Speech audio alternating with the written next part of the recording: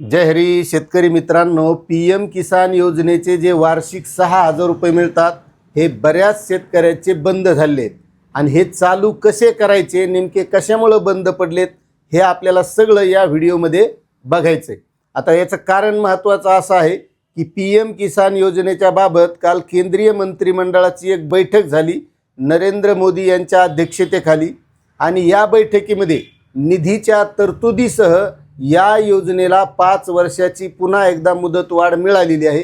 त्यामुळे ज्या शेतकऱ्यांचे हे पीएम किसान योजनेचे पैसे बंद पडले असतील ते चालू करणं गरजेचं आहे, कारण ही योजना पुन्हा एकदा 5 वर्ष चालणार आहे।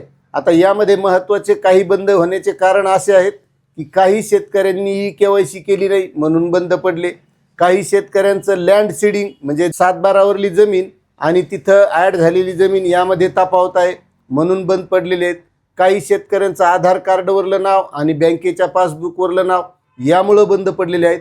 आणि दुसरं एक महत्त्वाचं कारण असं आहे की केंद्र सरकारनं ज्या शेतकऱ्यांना हे पैसे नको आहेत त्यांच्यासाठी एक ऑप्शन आणलं होतं, त्या ऑप्शनच्या माध्यमातून सुद्धा या शेतकऱ्यांचे पैसे बंद पडले होते।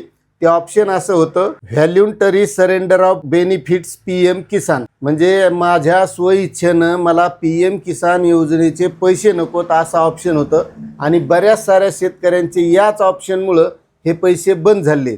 मग आता हे चालू कसे करायचे, तर त्यासाठी आपल्याला सरेंडर ऑफ रिव्होकेशन स्टेटस हे ऑप्शन चेक करायचं पीएम किसानच्या पोर्टलवर जाऊन आणि त्या माध्यमातून मग आपल्याला हे चालू करता येतात। त्यानंतर त्याच पोर्टलवर व्हॉल्युंटरी सरेंडर रिव्होकेशन या ऑप्शनवर क्लिक करून तिथं आपला आधार नंबर टाकायचा किंवा रजिस्ट्रेशन नंबर टाकायचा आणि मग तिथं ज्या काही सूचना येतील त्या सूचनांचं पालन करायचं।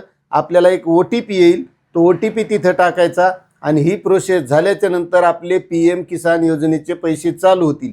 आणि त्यानंतर दुसरा आहे लँड सीडिंग किंवा KYC किंवा खात्यावरील नावामध्ये बदल असलेला, तर यासाठी तालुक्याच्या कृषी कार्यालयात जायचं, तिथं जे काय अडचण असेल ती दुरुस्त करायची आणि कोणतीही पीएम किसान योजनेच्या बाबतची अडचण असेल तर आपल्या तालुका कृषी कार्यालयामध्ये तिथं एक व्यक्ती कृषी विभागानं नेमलेला आहे, त्याला भेटून या सगळ्या अडचणी सोडून आपली ही योजनाचे 2,000 रुपये चालू करायचे।